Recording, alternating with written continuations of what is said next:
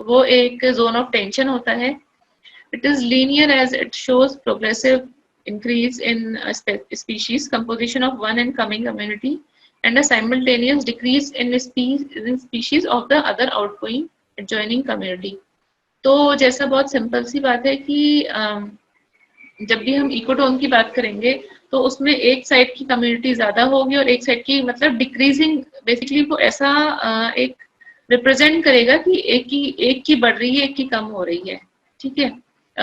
जो भी आपके ऐसे बीच की जगह होंगी, आप कोई भी जंक्शन पॉइंट, मैं एक एग्जांपल बता रही हूँ, कोई जंक्शन पॉइंट ले लीजिए तो वहां पर आप देखेंगे कि जैसे फॉर एग्जांपल गुजरात और राजस्थान का बॉर्डर है तो वहां पर कुछ गुजराती लोग रहते होंगे, कुछ राजस्थानी लोग रहते होंगे. तो इसी टाइप से इकोटोन एक एग्जांपल दिया है, इसी टाइप से इकोटोन होता है. वहां पर एक चीज की कम्युनिटी डिक्रीज हो रही होती है और एक चीज की कम्युनिटी इंक्रीज हो रही होती है. A well-defined ecotone contains some organisms which are entirely different from that of the adjoining communities.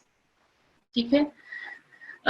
ये एक वेल डिफाइंड इकोटोन होता है जिसकी, जैसे आपके जो तराई रीजन्स होते हैं, अगर आप लोग अपने मैप्स में देखिए जहाँ पे आपका जिम कॉर्बेट पार्क है, तो जिम कॉर्बेट पार्क उसके एक साइड पे हिल्स हैं जो काफी ज्यादा हाई हिल्स हैं, और उसके ऑपोजिट साइड में रिवर लैंड जैसे प्लेन्स हैं, फॉर एग्जांपल जो आपके गैंगेटिक प्लेन्स हैं. बट जो तराई रीजन है उसकी एक एंटायरली डिफरेंट इकोटोन होता है. वहां पर बहुत सारे एनिमल्स पाए जाते हैं, वहां पर डेंस फॉरेस्ट होते हैं. ठीक है. वहां पर जो लैंड होती है वो ओल्ड एल्यूवियल सॉइल होती है. वहां पे जनरली जो रिवर्स होती हैं वो अंडरग्राउंड हो जाती हैं और तराई रीजन के खत्म हो, जहाँ पे तराई रीजन एंड हो रहा होता है वहां पर वो river again they come back to the surface, और वहां से वो रिवर्स काफी प्लेन रिवर्स जाती हैं, इसलिए वो वहां पे प्लेन फॉर्म करती हैं. तो जो तराई रीजन है it is a well developed ecotone. ठीक है. Sometimes the number of species and the population density of some of the species is much greater in the zone than entire community. This is called as edge effect. So अगर आपसे कोई पूछेगा कि edge effect related कहाँ से है तो आपका बहुत सिंपल से आंसर होगा कि इकोटोन से. ठीक है. The organisms which occur primarily or most abundantly in this zone are known as edge species. In the terrestrial ecosystem, the edge effect is especially applicable to birds. For example, density of birds is greater in the mixed habitat of the ecotone between forest and desert. तो forest और desert के बीच में जो habitat आता है वहां पर आपकी डेंसिटी ऑफ बर्ड्स हाईएस्ट होती है. ये भी एक एग्जांपल है वेल डेवलप्ड इकोटोन का. सो ये फोटोग्राफ थोड़े क्लियर नहीं है हमारे, बट जैसे आपकी ये वाला देखिए अगर आप, तो ये डेसिडुअस फॉरेस्ट स्पीशीज है और यहाँ पे ग्रासलैंड स्पीशीज है, और इन दोनों के बीच में ये आपके डेसिडुअस फॉरेस्ट है और ये आपके ग्रासलैंड्स है, ये वाले. इनके बीच में जो इकोटोन बन रहा है यहाँ पे मैक्सिमम नंबर आपको एनिमल्स मिलेंगे, जैसे कि डियर और बर्ड्स भी बहुत सारे होंगे. सिमिलरली जो हमारा, अगर हम एक्वेटिक में बात करें तो हमारा जो लैंड इकोसिस्टम है और जो हमारा एक्वेटिक इकोसिस्टम है उसके बीच में जो हमारा इकोसिस्टम इकोटोन बनता है, उस इकोटोन में हमारे बहुत सारे एनिमल्स होते हैं, जैसे कि टर्टल्स वगैरह भी होते हैं, क्रैब्स होते हैं, और थिंग्स लाइक डक और छोटी छोटी वाली मछलियां जो होती हैं वो भी यहाँ पर आपको मिल सकती हैं, और यहाँ पे कुछ प्लांट्स वगैरह भी हो जाते हैं अमूमन. ओके. सो ये एग्जाम्पल है इकोटोन का, जहाँ पे आपके दो इकोसिस्टम बीच में मैच हो रहे हैं, उसको आप इकोटोन बोलते हैं.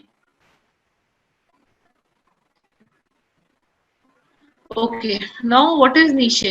नीशे बेसिकली क्या होता है, आप जहां पर रहते हो वो आपका नीशे होता है. ठीक है. जैसे अगर आप अहमदाबाद में रह रहे हो तो अहमदाबाद इज योर नीशे, या फिर इसको अगर हम और ज्यादा इकोलॉजी के टर्म्स में ले तो हम बोलेंगे कि a semi arid area of Gujarat is the niche of, let us say जो भी हमारे यहाँ पे स्टूडेंट्स आए हुए हैं उनका. सो नीशे जो होता है, it is a unique functional role or place of species in an ecosystem.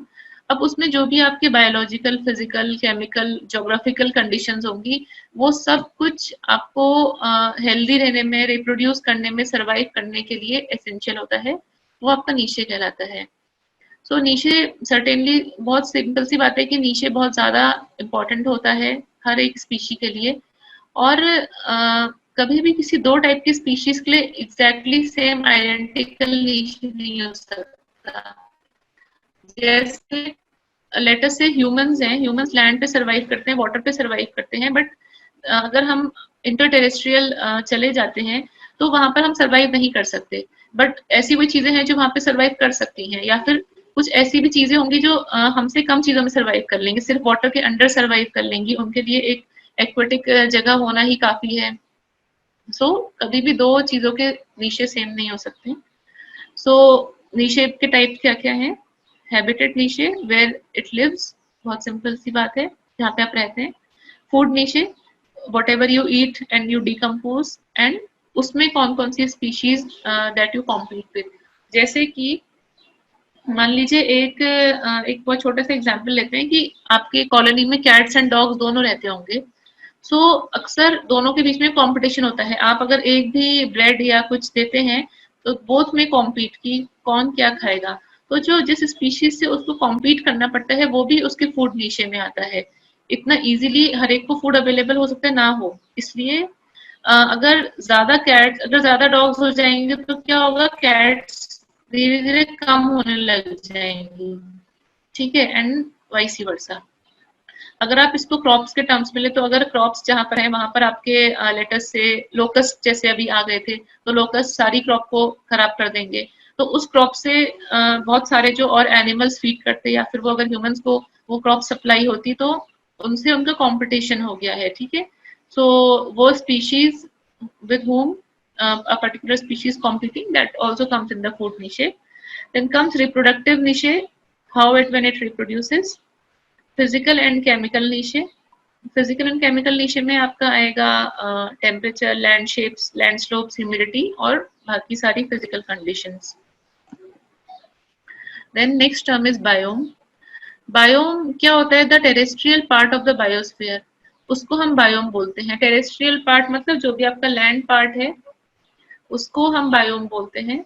So biome की कैरेक्टरिस्टिक्स क्या होंगी? बहुत सिंपल सी बात है, क्लाइमेट, वेजिटेशन, एनिमल लाइफ और general soil type.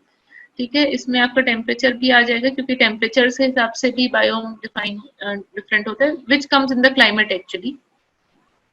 So no two biomes are alike. The climate determines the boundaries of the biome and the abundance of plants and animals found in each one of them. Okay. The most important climatic factors are temperature and precipitation. So आप लोग अगर अपनी Atlas लाएं तो अपनी Atlas आप खोल लीजिए और उसमें वर्ल्ड फिजिकल मैप पर जाइए।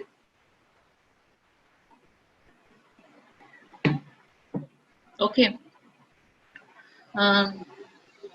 वर्ल्ड फिजिकल मैप, या फिर आप किसी पर्टिकुलर कंट्री का, चलिए आगे बढ़ते हैं, मैं आपको बताती हूँ क्या क्या आपको ओपन करके देखना है। देखिए ये होते हैं, ये हमारे टाइप्स ऑफ बायोम्स हैं। सबसे पहले हम नीचे से स्टार्ट करते हैं। अगर टेम्परेचर आपका हॉट होगा, ठीक है, हम टेम्परेचर और हमने प्रेसिपिटेशन की बात की थी। आपका टेम्परेचर अगर हॉट है एंड आपका रेन है वो काफी ज्यादा है तो आपका होगा रेन फॉरेस्ट। रेन फॉरेस्ट का कोई एग्जाम्पल बताइए। कहाँ गए भाई, लोग सो तो नहीं रहे हैं? जैसे अमेजोन रेन फॉरेस्ट, ठीक है, तो अमेजोन रेन फॉरेस्ट कहाँ है अभी आपको ही बताना पड़ेगा। बताइए मैप में देखकर, where is Amazon rain forest? Brazil में, वेरी गुड। ठीक है, then if the temperature becomes a little lesser, sorry, temperature remains the same and the rainfall gets lesser, so it turns into the savannas. Savannas is a kind of grassland. Savannas कहाँ पर है? Africa में, very good. सो savannas में भी आपके बहुत सारे animals होते हैं और यही वहाँ की मेन कैरेक्टरिस्टिक्स है क्योंकि वहाँ पर बहुत सारा ग्रीन प्लांट्स हैं और ट्रीज हैं, तो that is a very good condition for lot of animals and big animals to survive. And when the rainfall becomes very less and the temperature remains as heated up, then it turns into the deserts. Okay, deserts आप सभी को पता है, कोई example दीजिए deserts के। Africa, Africa is a very wide term. Africa के अलावा आप ऐसे बोल सकते हैं Thar desert, Sahara desert, Gobi desert. ठीक है, okay. Next we move on to little lesser temperature. Then we have temperate forest, then temperate grasslands and then desserts.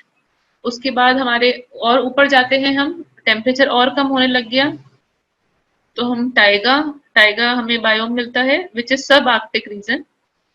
And finally when we move to the coldest region then we get tundra. ठीक है, ये सारे जो मैंने आपको terms बताए हैं आपको आज मैप में देखने हैं, ये आपका होमवर्क है।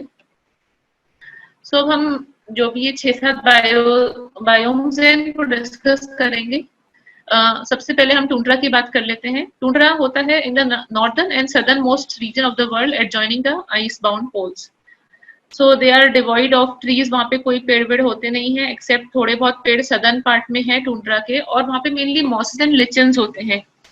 मॉसेस एंड लिचन्स की एक बहुत इम्पॉर्टेंट बात है कि मॉसेस एंड लिचन्स बहुत ज्यादा ठंडी कंडीशंस में जहाँ पर कुछ भी नहीं हो पाता है वहां पर भी सरवाइव कर लेते हैं। इसके ये बात आप याद रखिएगा क्योंकि इसके रिलेटेड ही आप ज्योग्राफी में भी कुछ टर्म्स पढ़ेंगे, या फिर हो सकता है next time I will also teach you that in the ecology class. Typical animals यहाँ पे reindeer, arctic fox, polar bear, snowy owl, lemming, arctic hare. ठीक है, और यहाँ पे रेप्टाइल्स और एम्फीबियंस नहीं होते हैं। एम्फीबियंस कहाँ पर होते हैं?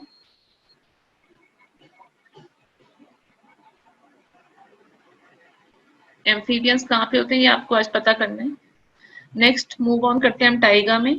टाइगा में थोड़ी सी मॉडरेट टेम्परेचर होता है कंपेयर टू टुंड्रा, जैसे नदर्न यूरोप में, एशिया में एंड नॉर्थ अमेरिका में। इनको हम बोरियल फॉरेस्ट भी बोलते हैं। ये क्वेश्चन भी यूपीएससी में आ चुका है कि व्हाट आर बोरियल फॉरेस्ट, या फिर उसके कैरेक्टरिस्टिक्स आए थे शायद। सो बोरियल फॉरेस्ट ये आई थिंक क्लास 7th की ज्योग्राफी में भी आप पढ़ेंगे बोरियल फॉरेस्ट के बारे में।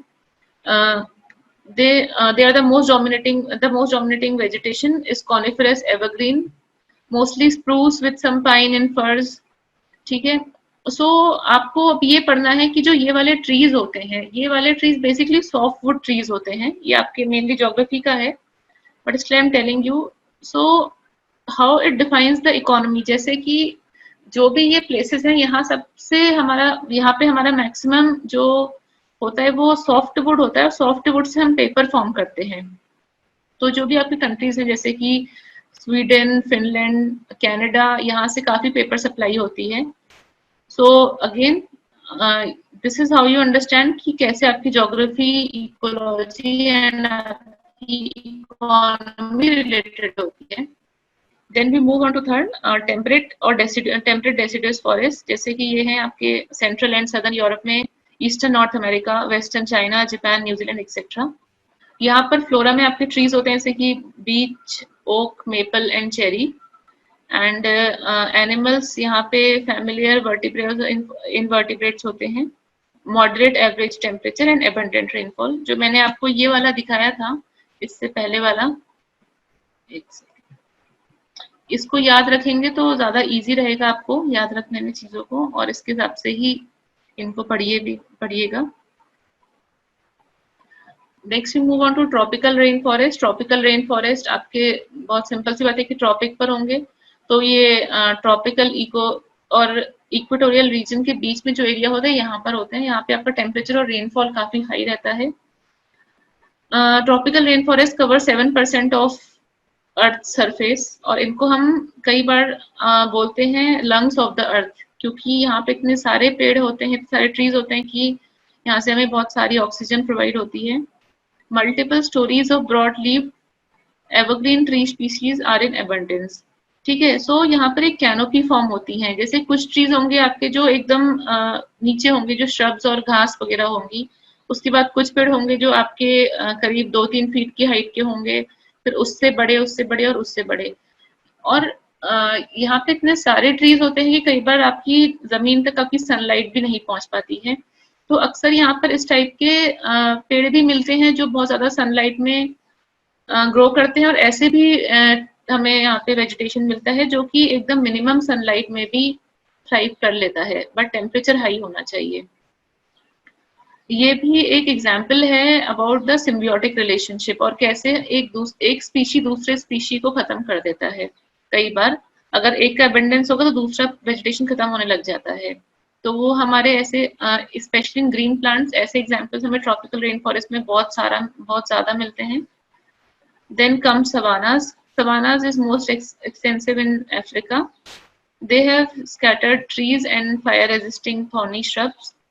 यहाँ पर भी आपकी बहुत ज़्यादा ग्रेट डाइवर्सिटी ऑफ ग्रेजर्स होती है, जैसे कि एंटलोप्स, बफलोज, जीब्रास, एलिफेंट्स, राइनोसेरोस और कार्निवोरस लाइक लायन, चीता. इस यहाँ पर आपको देखना है कि अफ्रीका में कौन कौन से आपके नेशनल पार्क्स हैं जहाँ पर कि आपको सवानास होते हैं. ठीक है. सो मैं एक एग्जांपल देती हूँ. जैसे क्रूगर नेशनल पार्क आपका है. इसके अलावा भी आपको देखना है कि कहाँ कहाँ पर कौन कौन से नेशनल पार्क हैं अफ्रीका में. So this is your homework for today. Next, grasslands. Grasslands जैसे कि हमारे नॉर्थ अमेरिका और यूक्रेन में है. यहाँ पर भी, यहाँ पे मेनली हमारी ग्रासेस होती हैं और अक्सर यहाँ पर आप देखेंगे कि पूरी लैंड एकदम फ्लैट रहती है. बहुत लंबे लंबे आपको फील्ड्स मिलेंगे नॉर्थ अमेरिका में, जहाँ पर कि they have temperate conditions with low rainfall. मैं आपको एक एग्जांपल देती हूँ, एक सेकंड ठहरिएगा.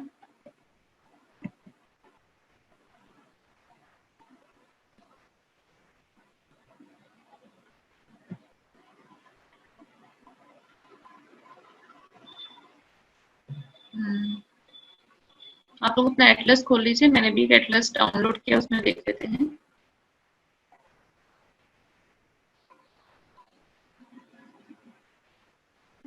ओके. सो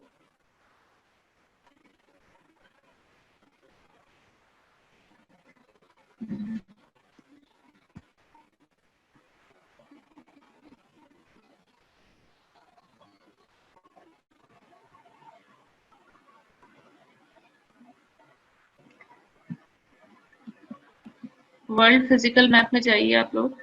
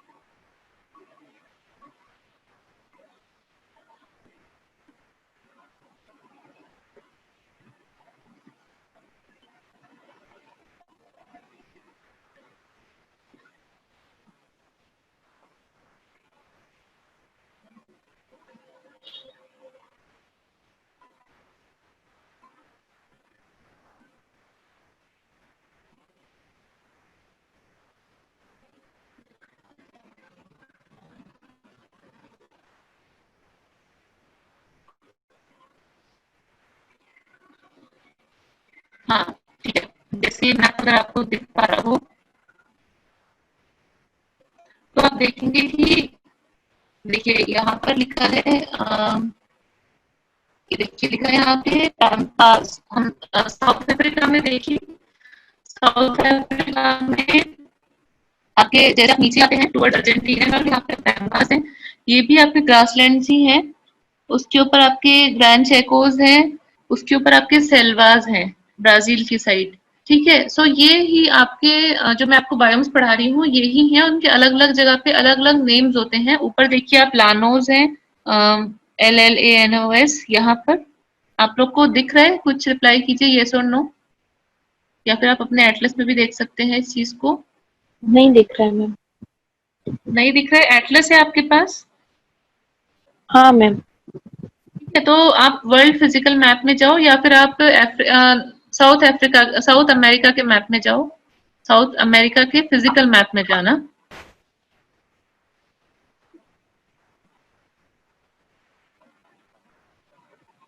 ठीक है. पहुंचे आप लोग? तो आपको उसमें दिख रहा है सबसे, आप अगर नॉर्थ साइड देखोगे तो लानोज आपको दिखेंगे. दिख रहा है आप लोग को अपने मैप्स में?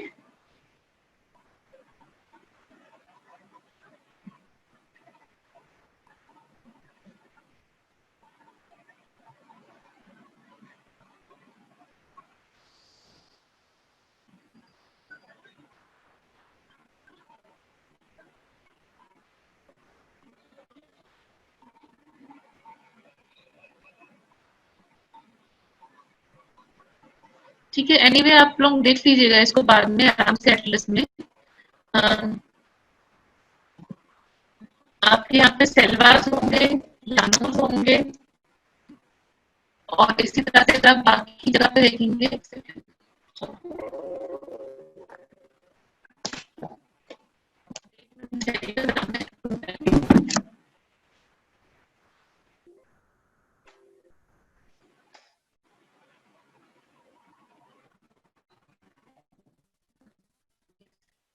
तो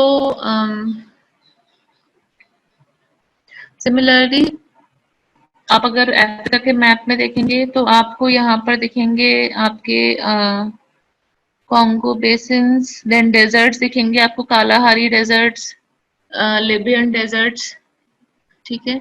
इसी तरह से नॉर्दर्न अमेरिका में आपको यहाँ के ग्रासलैंड्स मिलेंगे। तो आपको बेसिकली यहाँ की सारी जो आपके मैंने आपको बताया जो बायोम्स हैं उनको हमको देखना है। ये आप लोग देखिएगा इस चीज को। देन नेक्स्ट हम मूव करते हैं डेजर्ट्स में।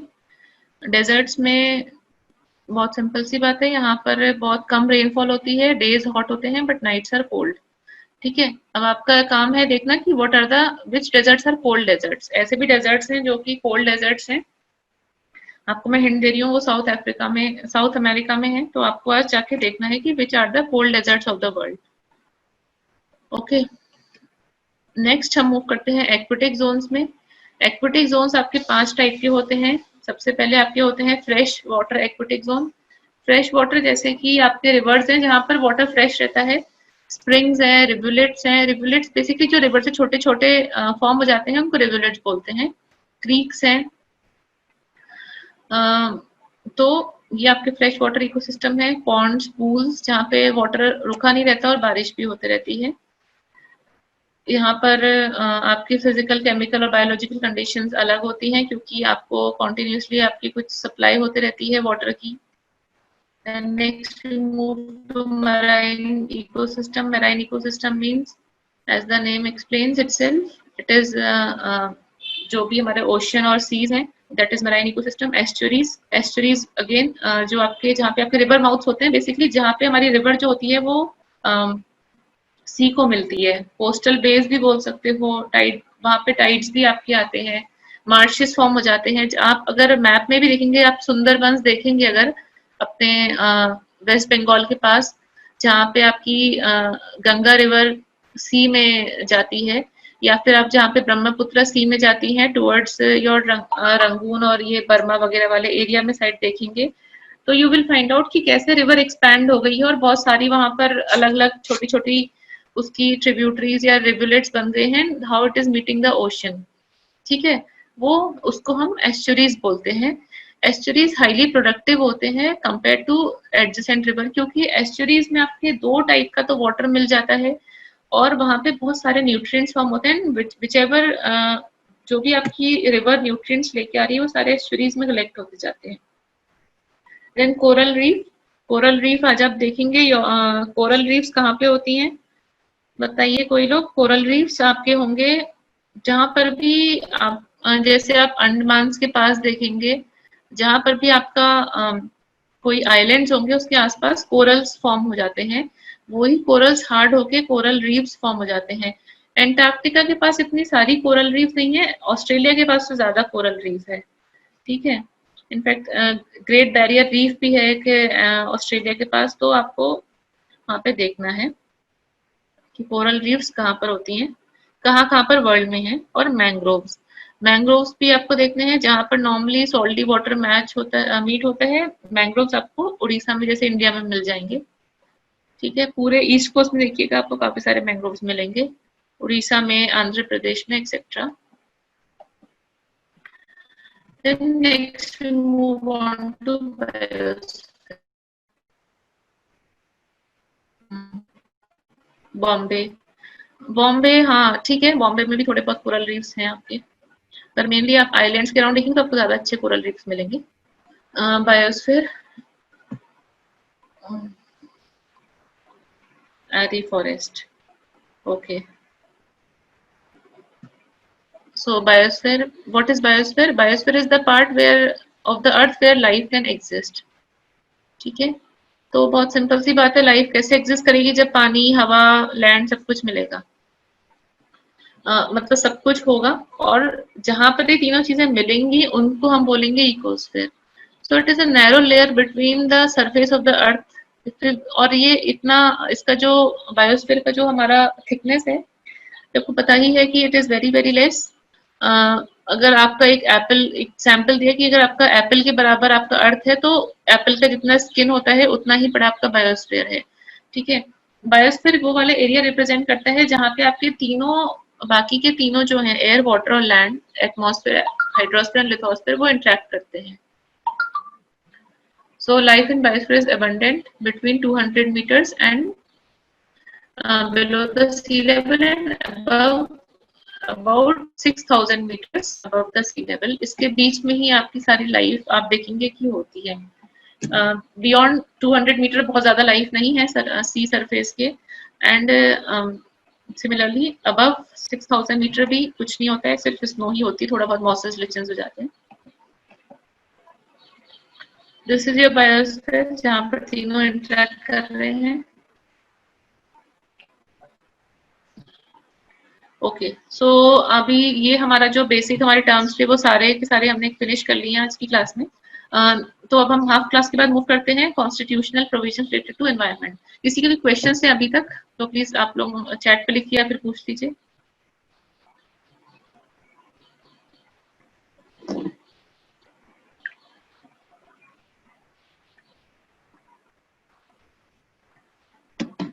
किसी कोई क्वेश्चंस नहीं है, ज्यादा समझ में आया फिर कुछ भी समझ में नहीं आया, ये भी बता दीजिए।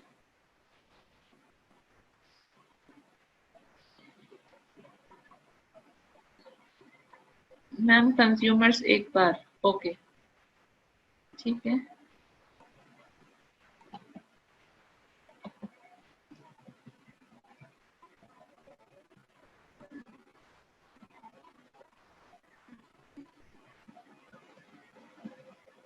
Consumers, okay.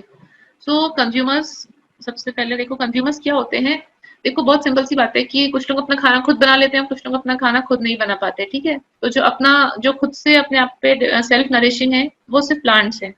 प्लांट्स या फिर छोटे छोटे कुछ bacteria particularly, they are self sufficient with the help of sunlight and the things like carbon dioxide and some nutrients like nitrogen and phosphorus, वो अपना सर्वाइवल खुद कर लेते हैं। They are primary producers, and बाकी सब जो है वो उन पे डिपेंडेंट है, तो वो है कंज्यूमर्स। अब कंज्यूमर्स भी दो टाइप के होते हैं, एक होते हैं माइक्रो कंज्यूमर, एक होते हैं मैक्रो कंज्यूमर्स, ठीक है। माइक्रो कंज्यूमर्स मतलब जो बहुत छोटे छोटे वाले होंगे। Ma'am please explain tropical rain forest again, okay ठीक है। तो माइक्रो कंज्यूमर्स देखो, पहले क्या होगा कि जो छोटी चीजें हैं, जैसे कि आप कोई चीज आपकी पड़े रहती है तो वो खराब हो जाती है, फिर उस धीरे धीरे आपने देखा होगा वो खत्म हो जाती है। वो कैसे खत्म होती है, तो छोटे छोटे ऑर्गेनिक कंपाउंड्स होते हैं। सवाना एंड ग्रासलैंड डिफरेंस, ठीक है, एक मिनट, हाँ अभी हम आगे मूव करते हैं। छोटे छोटे जो आपके न्यूट्रिएंट्स या फिर कह लो कि बैक्टीरियाज होते हैं जो कि उसको खत्म कर देते हैं, उनको हम बोलते हैं माइक्रो कंज्यूमर्स। माइक्रो कंज्यूमर्स बहुत छोटे होते हैं, जो हमारे नॉर्मली ऐसे आई से नहीं दिखते हैं, उन्हें हम डीकम्पोजर्स भी बोलते हैं और सेप्रोट्रॉफ भी बोलते हैं, ठीक है। इनको बोलते हैं माइक्रो कंज्यूमर्स। और मैक्रो कंज्यूमर्स जो कि बेसिकली जो प्लांट्स को फीड करें, एनिमल को फीड करें। अब उसमें प्राइमरी कंज्यूमर्स वो हो गए जो कि प्लांट्स को फीड कर रहे हैं, जैसे कि काऊ हो गई, रैबिट हो गए, या फिर डियर हो गया, ठीक है। सेकेंडरी कंज्यूमर्स जो कि प्राइमरी कंज्यूमर्स को फीड करते हैं, जैसे रैबिट को वुल्फ्स ने खा लिया, ठीक है। एंड टर्शरी कंज्यूमर्स जो कि सेकेंडरी कंज्यूमर्स को खा लेते हैं, जैसे कि लायंस जो वुल्स को खा लेते हैं, ठीक है। एंड ओमनीवोरस वो होते हैं जो कि दोनों को कंज्यूम करते हैं, plants as well as animals को। मैन, जैसे मैन, मंकी, ठीक है। तो समझ में आपको दक्ष क्या है consumers?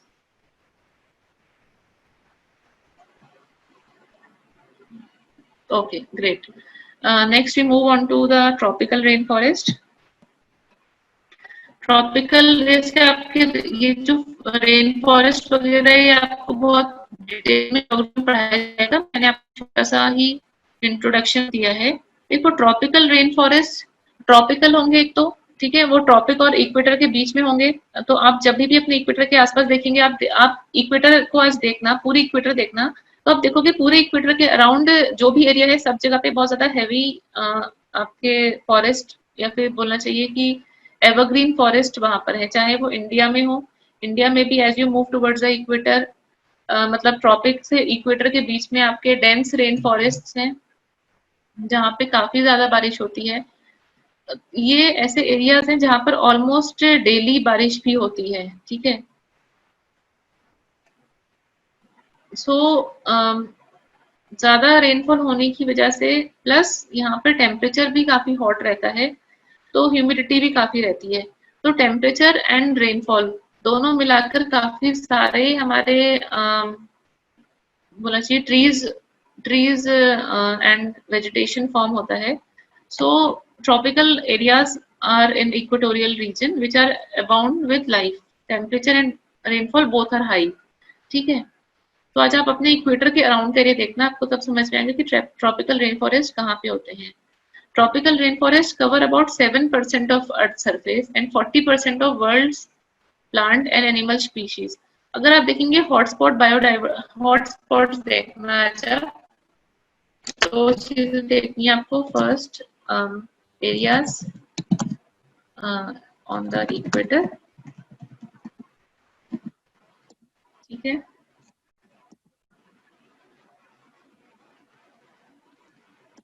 Areas on the equator. Second thing आपको देखनी है rainfall around the equator, rainfall pattern देखना है आपको।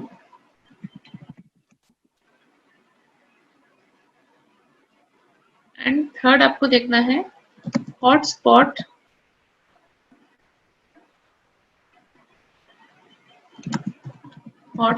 बायोडाइवर्सिटी,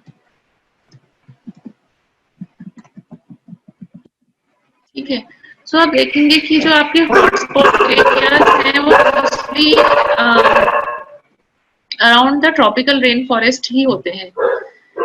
देन इंडिया में एक एग्जाम्पल है western Ghats, they are also example of tropical rain forest. वहाँ पे बहुत सारे प्लांट्स हैं और वहाँ पे बहुत सारा आपका वेजिटेशंस होते हैं, बहुत सारे एनिमल्स होते हैं, ठीक है। This is your tropical rain forest. Tropical rain forest में आप अगर देखेंगे तो वहाँ पे कैनोपी की तरह पे होते हैं। कैनोपी हम किसे बोलते हैं, जो ऊपर से हमें ऐसे दिखता है जैसे मान लीजिए कोई टेंट टाइप का कवर्ड है। वो क्यों होता है, क्योंकि वहां पर आप इमेजिन करो इस चीज को, या फिर आप इसे मैप में देख सकते हो, मैप में या कोई पिक्चर देख सकते हो, फोटोग्राफ, मैं नेक्स्ट टाइम आपको शेयर भी कर दूंगी। सबसे पहले आपके जो ग्राउंड लेवल पर है, ग्राउंड लेवल के पास आपके होंगे श्रब्स या फिर छोटे छोटे ग्रासेस और जो ऐसे प्लांट्स होते हैं जो लेस देन 1 फीट होते हैं। उसके बाद जब उसके बाद होंगे थोड़े से जो आपके 2 to 3 फीट वाले प्लांट्स होंगे। उसके बाद आपके होंगे जो प्लांट्स आपके करीब 10-12 फीट तक होते हैं। इवेंचुअली जो आपके 50 फीट के बड़े बड़े पेड़ होते हैं। इसके अलावा वहाँ पे क्रीपर्स भी होते हैं। क्रीपर्स मतलब जो बेल होती हैं वो भी जो कि पेड़ पे चढ़ जाती हैं। तो ये बहुत एक हाईली इंटरडिपेंडेंट एंड एक हाईली सिम्बियोटिक रिलेशनशिप का एग्जांपल होते हैं evergreen forest. And at the same time evergreen forest ही ऐसे भी होते हैं जो मैंने आपको बताया था, जो एक स्पीशीज दूसरी स्पीशीज से काफी ज्यादा कॉम्पीट करती है और उसका सिम्बायोटिक रिलेशनशिप हम 1-2 क्लास के बाद पढ़ेंगे कि किस तरह से एक स्पीशीज और दूसरी स्पीशीज एक दूसरे पर इंटरडिपेंडेंट होती है, ठीक है। तो आपको क्लियर है? किसने पूछा था? समीक्षा, आपको क्लियर है ये चीज या और एक्सप्लेन करूं मैं इसको?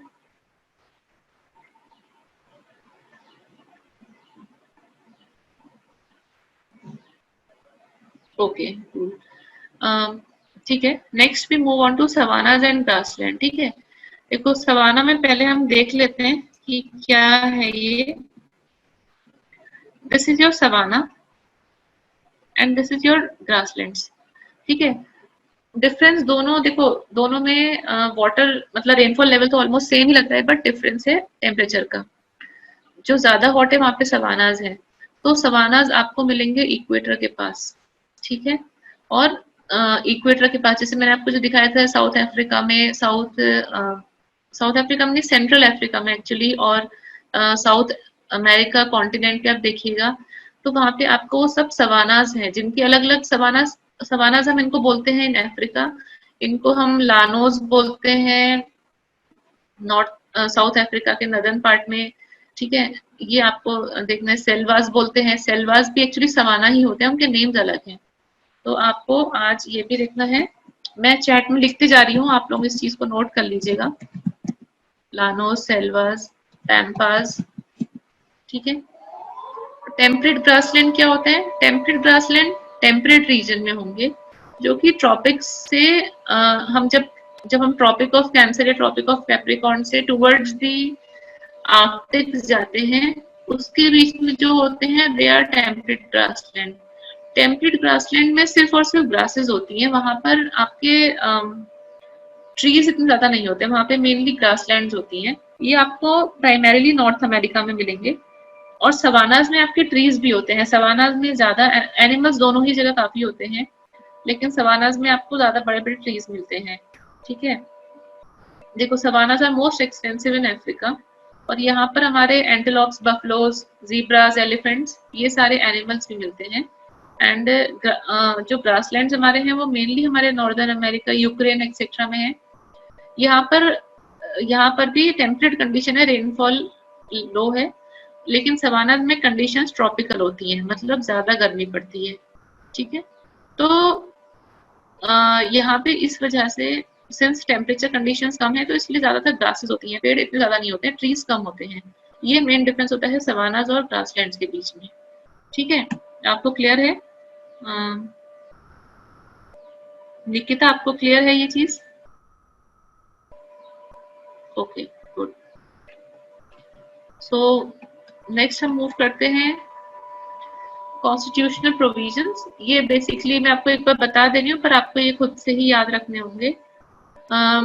हमारे कॉन्स्टिट्यूशन में जो एनवायरनमेंट के बारे में प्रोविजंस दिए गए, कभी कभी क्वेश्चंस डायरेक्टली आ जाते हैं कि मान लीजिए उन्होंने आपको 5 आर्टिकल दे दिए और पूछेंगे कि इनमें से कौन कौन से आर्टिकल्स एनवायरनमेंट से रिलेटेड है कॉन्स्टिट्यूशन में।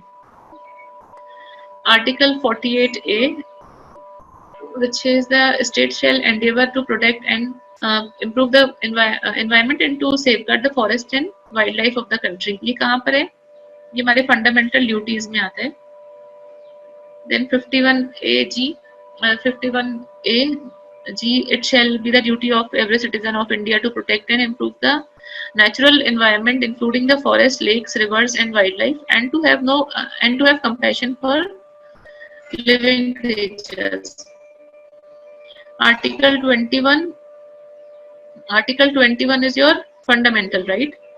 So no person shall be deprived of his life or personal liberty except according to procedure established by law। So हम एक बहुत मतलब ये एक ब्रॉड इंटरप्रिटेशन करते हुए हमने ये माना, क्योंकि पहले ये चीज एनवायरनमेंट से रिलेटेड नहीं थी, लेकिन बाद में एनजीटी एंड सुप्रीम कोर्ट ने ये बताया कि भाई आप अगर लाइफ दे रहे हो तो लाइफ देने का मतलब ये नहीं कि आप कैसी भी लाइफ दो, लाइफ देने का मतलब एक हेल्दी लाइफ हो, जो लाइफ विद डिग्निटी जिसे बोलना चाहिए।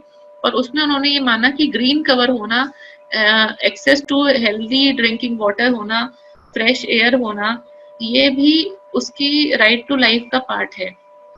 सो article 21 is also now covered under this provisions about the environment। Then article 47, the state shall regard the raising of the level of nutrition and standard of living of its people and the improvement of public health as among its primary duties। And in particular, the state shall endeavor to bring about prohibition of the consumption except for medicinal purposes and intoxicating drinks and of drugs which is injurious to health। Okay। उसके बाद 42nd amendment of the constitution जो 1974 में आया था, it makes it the responsibility of state government to protect and improve the environment and to safeguard the forest and wild life of India. So आपकी एक पूरी ministry formed है इसके बारे में, मिनिस्ट्री ऑफ फॉरेस्ट। तो ये गवर्नमेंट की ड्यूटी बनती है कि वो फॉरेस्ट और वाइल्ड लाइफ को करे, सेव करे, और जो इसके नेचुरल एनवायरनमेंट है जैसे कि forest, lakes, rivers, wild life, इन सबके प्रोटेक्ट करे। उसके बाद आपके 7th शेड्यूल में industries regulation of development of oil fields and mineral resources. जब भी हम देखो ये बात करेंगे, हम कहीं भी माइनिंग करेंगे, हम ऑयल फील्ड्स में कुछ डेवलपमेंट करेंगे, जहां पर भी हमारा कोई इकोसिस्टम को हार्म होने का या फिर इकोसिस्टम को डिस्टर्ब करने का या उसमें इंटरफेरेंस है, तो उसके बारे में मैंने आपको लास्ट क्लास में बताया था कि आपको उसके लिए परमिशंस लेनी पड़ती हैं आपके EIA NGT वगैरह से। सो ये सभी हमारे कॉन्स्टिट्यूशनल प्रोविजंस हैं, ठीक है। तो डिटेल में आप लोग ये सब पढ़ लीजिएगा, एक बार याद रखिएगा इन चीज़ों को। मैं आपसे स्लाइड शेयर कर दूंगी।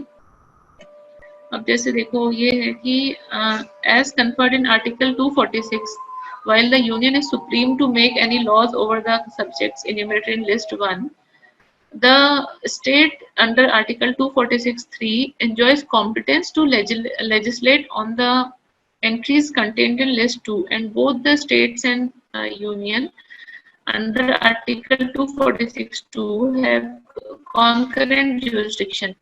आपकी लिस्ट जो शेड्यूल 7 है वो बेसिकली लिस्ट है, आपकी जो स्टेट लिस्ट है, यूनियन लिस्ट है, और जो आपकी कॉन्करेंट लिस्ट है, ठीक है। सो उसमें जब भी क्लैश होता है तो हमेशा ही यूनियन कॉन्करेंट लिस्ट में जब भी क्लैश होता है तो union always precedes, union board decide करता है कि इसका क्या रिजल्ट होगा, ठीक है। उसके बाद जैसे आपके रूरल लोकल गवर्नमेंट में land improvement, land consolidation, soil conservation, इन सब की बात भी की गई है, ये भी आपके कॉन्स्टिट्यूशनल प्रोविजन है। सिमिलरली अर्बन लोकल बॉडीज में भी ये दोनों आपके एग्जाम्पल होता है डिसेंट्रलाइज गवर्नेंस का, तो उन दोनों में प्रोविजंस दिए गए हैं। उसके बाद हम कुछ टर्म्स पढ़ लेते हैं, जैसे ministry of environment and forest. So Ministry of Environment and Forest is the nodal agency in the administrative structure of central government, which plans, promotes, coordinates and oversees the implementation of environmental and forestry programs. UNEP, United Nation Environment Program के लिए nodal agency है। इनका main activity है conservation of and survey of flora fauna, prevention and control of pollution. जो भी लोग Indian forest services में join करेंगे वो सभी ministry of environment and forest के अंडर काम करेंगे। वेलफेयर ऑफ एनिमल्स, ठीक है। Main tools utilize for this include environmental surveys, impact assessment, control of pollution. तो आपके जितने भी नेशनल पार्क्स होते हैं, सेंचुरीज होती हैं, वो सब under this ministry they come, okay, they are governed by this ministry. Next we have central pollution control board. मैं आपको जो टर्म्स पढ़ा रही हूँ और मैंने इसके बारे में थोड़ा बहुत लिखा है, ये टर्म्स आपको हेल्प करेंगे। एक तो आपके अगर कभी डायरेक्ट क्वेश्चंस आ जाएं, आपसे पूछे जाए कि सेंट्रल पोल्यूशन कंट्रोल बोर्ड की क्या क्या फंक्शंस हैं, इसके अलावा आपसे पूछ लिया जाए ये 5 आपको 5-6 लेटर्स से दे दिया जाए इस टाइप की ही बॉडीज, और पूछा जाए इनमें से कौन कौन सी नेशनल बॉडीज हैं which are working for water pollution, तो आपको देखना पड़ेगा कि वाटर पोल्यूशन में कौन सी है। इसके अलावा मेंस में भी हेल्पफुल होता है, मेंस में तो काफी ज्यादा हेल्पफुल है। एंड अभी जब आप न्यूज़पेपर पढ़ेंगे तो न्यूज़पेपर में अगर आपके अक्रॉस ये सारे टर्म्स आते हैं तो आपको काफी ध्यान देना है, तो इसलिए भी मैंने टर्म्स आपको फर्स्ट क्लास में ही पढ़ाए हैं, क्योंकि न्यूज़पेपर में अक्सर इसके बारे में कुछ आते हो, इस तरह से आपको अपने नोट्स अपडेट करने पड़ेंगे, ठीक है। सो CPCB was formed in September 1974, ठीक है। CPCB को air prevention and control of pollution act के अंडर पावर्स मिलती हैं। It serves as the field formation and provides technical services to Ministry of Environment and Forest under Environment Protection Act. जो protection acts हैं, acts हम next class या third class में cover कर लेंगे, उससे थोड़ा सा आपको और ज़्यादा हेल्प मिलेगा। तो इसके प्रिंसिपल फंक्शंस क्या हैं? Promote cleanliness of streams and wells, improve the quality of air, and to prevent, control and abate air pollution.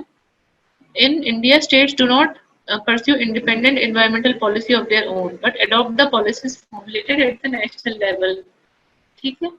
So central government has also been issuing guidelines to the states on various environmental matters. जबकि हर state की अपनी अपनी अलग-अलग conditions होती हैं इस हिसाब से, ठीक है? उसके बाद आता है आपका national board for wild life. National board for wild life एक स्टैट्यूटरी ऑर्गेनाइजेशन है जो वाइल्ड लाइफ प्रोटेक्शन एक्ट के अंडर कॉन्स्टिट्यूट हुआ था। इसका मेन काम है conservation and development of wild life and forest, जैसा कि नेम से बहुत क्लियर है। It has power to review all wildlife related matters and approve projects in and around national parks and sanctuaries. Next आपका NGT National Green Tribunal. National Green Tribunal आपको मैंने बताया था, एक ट्रिब्यूनल है जो कि आपके cases related to environmental protection and conservation of forest and other natural resources, इन सब के केसेस को एक्सपीडिशियसली डिस्पोज करता है, क्योंकि ये केसेस पहले कोर्ट्स में जाते थे, सिंपल आपकी जो हाई कोर्ट, सुप्रीम कोर्ट या डिस्ट्रिक्ट कोर्ट्स होती हैं, but due to the abundance of other cases there, they were not given lot of importance. So a different tribunal was formed कि चलो ये ट्रिब्यूनल स्पेसिफिकली इसके ही cases को देखेगा। It is a specialized body equipped with necessary expertise to handle environmental related disputes. ठीक है, 2010 में ये फॉर्म हुआ था। और लास्ट वाला पॉइंट देखिए, tribunal is mandated to make an endeavour for disposal of application within 6 months। तो इसका क्लियरली लिखा हुआ है इफेक्टिव एंड एक्सपेडिशियस, मतलब आपको जल्दी भी इसको करना है, ये नहीं कि लटकाए हुए 10 साल तक एक केस चला जा रहा है। ठीक है, रिसेंट जजमेंट्स जो कुछ आए थे इसके, temporary ban on the registration of new diesel vehicle in an effort to crack down on alarming pollution level in the national capital। ठीक है, उसके अलावा इन्होंने कहा था कि if any hotel, धर्मशाला और आश्रम releases their domestic waste or sewage into Ganga and its tributaries, तो उसको 5,000 रुपये पर डे का फाइन लगेगा। And NGT ordered complete ban on burning of any kind of garbage in the NCR area, जो दिल्ली का national capital region है, वहां पर कोई भी हमें वेस्ट, प्लास्टिक वेस्ट को जलाना नहीं है। नेक्स्ट आपका है National Tiger Conservation Authority. National Tiger Conservation Authority is the statutory body under the Ministry of Environment, Forest and Climate Change, constituted under enabling provisions of the Wild life protection Act as amended in 2006। So ये tiger conservation के बारे में है।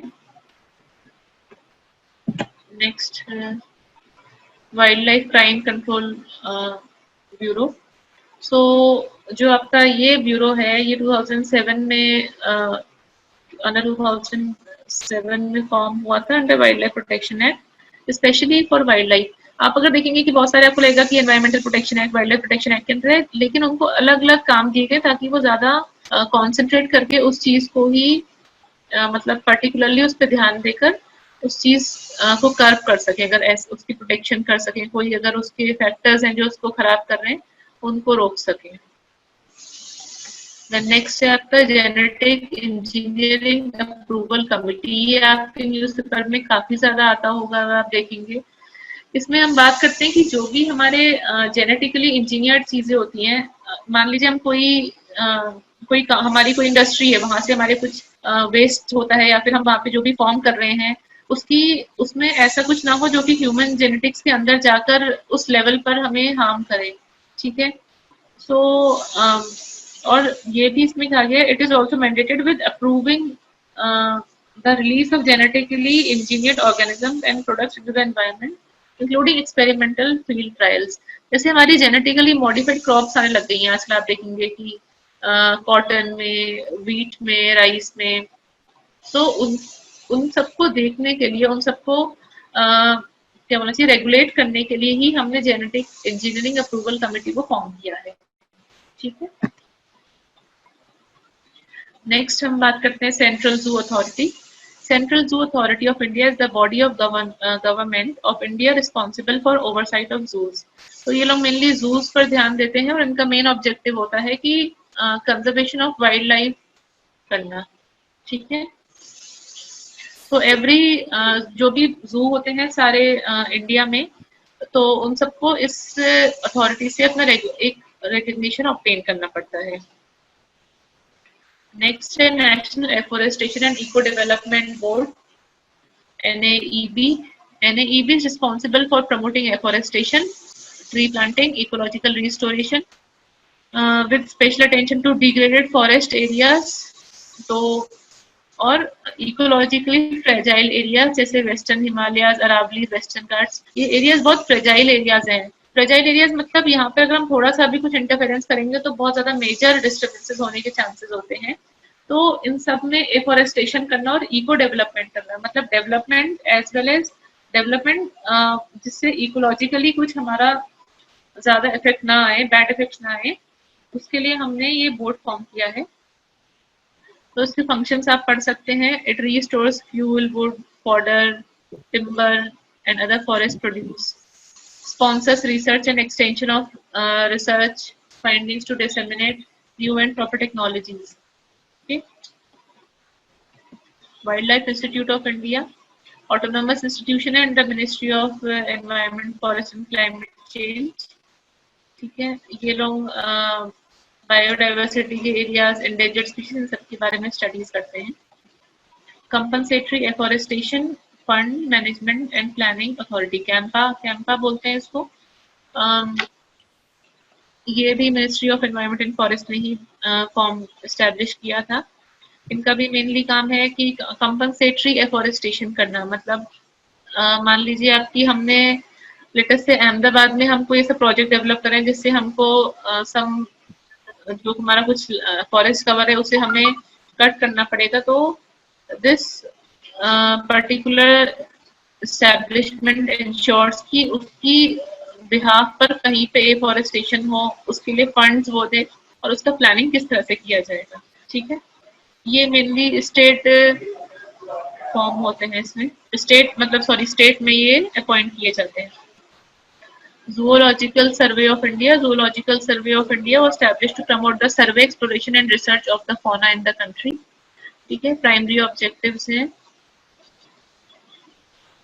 Ma'am इतनी organisation है फिर भी इतनी प्रॉब्लम्स आ रही हैं एनवायरनमेंट में। हाँ, इसीलिए आ रही है कि इतने ज्यादा ऑर्गेनाइजेशन, अगर एक होता तो ज्यादा अच्छे से काम कर पाता आई थिंक, बट ठीक है, इतने सारे प्रॉब्लम्स है, प्रॉब्लम्स की बहुत सारी वैरायटीज हैं और हम हमेशा यही एक्सप्लेनेशन देते हैं कि हम इस पर्टिकुलर प्रॉब्लम को सॉल्व करने के लिए, उस पर ज़्यादा ध्यान देने के लिए एक हम और इसकी एक ब्रांच बना रहे हैं जो पर्टिकुलरली इस पे ध्यान दे, कि जू पे ध्यान दे या फिर वाइल्ड लाइफ पे ध्यान दे या फिर एफॉरेस्टेशन पे ध्यान दे, ये है। ठीक है, तो जब आप ज्वाइन कर लोगे सर्विसेज तब हम आपके आइडियाज भी, आप अपने आइडियाज प्लॉट कर सकते हैं। Zoological Survey of India, again exploring, ये इसके प्राइमरी ऑब्जेक्टिव्स हैं, आप पढ़ लीजिए। Exploring, surveying, inventorying and monitoring of diversity in the various states selected ecosystem. Preparation of red data book भी यही करते हैं। ठीक है, सो ये क्वेश्चन आई थिंक यूपीएससी में आया भी हुआ है एक बार कि वो prepares the red book data, that is zoological Survey of India. GIS and remote sensing of recorded animals भी ये करते हैं। जैसे आपने देखा होगा कि न्यूज़पेपर में पढ़ा होगा कि वो बताते हैं कि इस टाइम गिर फॉरेस्ट में एक 2 नए कब्स आए हैं, रिप्रोड्यूस हुए हैं, तो रिमोट सेंसिंग से ही पता लगाते हैं। और वो रिमोट सेंसिंग से ही जो हम सेंसस करते हैं एनिमल्स का, वो भी उसी से करते हैं, mainly on threatened species. Chromosomal mapping भी करते हैं और DNA बारकोडिंग भी करते हैं। मैम बंगाल में आगे हो गई। ओके, नेक्स्ट है botanical Survey of India. Botanical Survey of India जैसे वो ज़ूलॉजिकल सर्वे था तो वो आपके सारे एनिमल्स की मैपिंग करेगा। बोटानिकल सर्वे आपका सारी जो भी आपके फ्लोरा होता है उनकी मैपिंग करता है, वाइल्ड प्लांट रिसोर्सेज की। ठीक है, और यही लोग एक्यूरेट डिटेल भी फॉर्म करते हैं about the occurrence, distribution, ecology and economic utility of plants. जैसे अभी आपने पढ़ा होगा कि 1-2 प्लांट्स हैं जिन्हें हम एज अ बायोडीजल यूज करने वाले हैं, उनमें एक्सपेरिमेंट चल रहे हैं, तो वो सब under Botanical Survey of India ही आता है। Forest Survey of India, forest का सर्वे करते हैं, सिंपल सी बात है। Animal Welfare Board, animal welfare के बारे में ध्यान देते हैं, इलीगल स्मगलिंग ना हो, ट्रांसपोर्टेशन ना हो, सर्कस एनिमल्स का रिहेबिलिटेशन किया जाए, लैब एनिमल्स हम किस तरह से ले रहे हैं, इंस्पेक्शंस करना, मोबाइल क्लिनिक्स होते हैं इनके, ये सब चीज़ों का ध्यान देते हैं। ठीक है, थैंक यू। आपके जो भी क्वेश्चंस हो आप लोग बता दीजिए।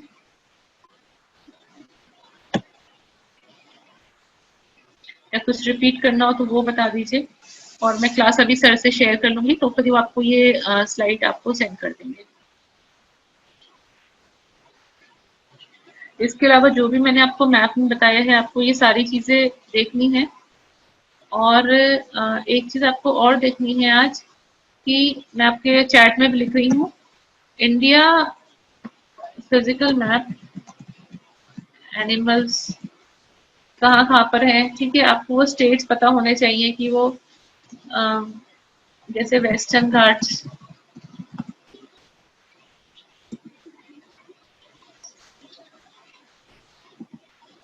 वेस्टर्न घाट्स हैं आपके, ईस्टर्न घाट्स हैं, नीलगिरीज हैं, हिमालयाज हैं, ठीक है, गैंगेटिक प्लेन्स हैं, तराई रीजन है। ये सारे एरियाज आपको मैप में आइडेंटिफाई करने हैं। जितना भी मैंने आपके चैट में लिखा है, आपको सारा का सारा मैप में आइडेंटिफाई करना है। ये आप लोग का होमवर्क है, और इस क्लास को रिवीजन कर लीजिएगा। ठीक है, सर क्लास ओवर करें फिर, अगर किसी के डाउट्स नहीं है कुछ भी तो।